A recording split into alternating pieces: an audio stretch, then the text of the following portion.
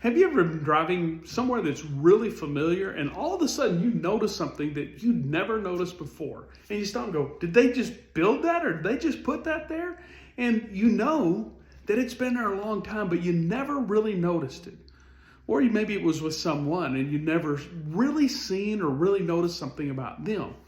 Here's what God does in our reading today in day 46 of our journey through the Bible. We're reading Leviticus 8, 9, and 10. And part of it is really shocking, and we'll talk about that in a second. But the overall is this. God says, I want you to make a distinction between what is holy and what is common. And I want you to see that not everything's the same, and especially not everything or anything is like meat. And so I want you to make a distinction to make it very clear what is holy and what is common, what is good and what is evil. And so it's an important thing for us to notice, and then it's highlighted in a shocking way. Israel is offering their sacrifices. Aaron and his sons are offering the sacrifices, atoning for their own sin and for the sins of the people. And they're offering worship sacrifices and peace offerings.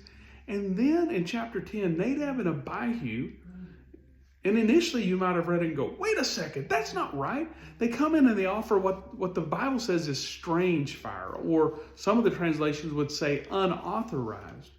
And before we overreact, which I think is the natural tendency when something that dramatic happens, remember all the way back into starting in Exodus 34 to the end of Exodus and everything at the beginning of Leviticus, God has been very, very, very, very, very specific about exactly what he wants and exactly what he wants done and exactly how he wants things done. And one of the repeated themes that we've noticed is highlighted in our reading for today.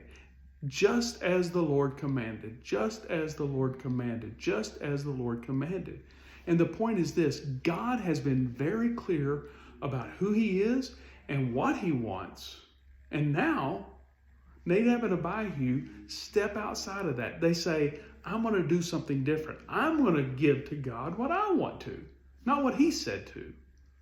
And we can look at it and go, it's not that big a deal. They were still burning incense. They were still offering this, but it is a big deal.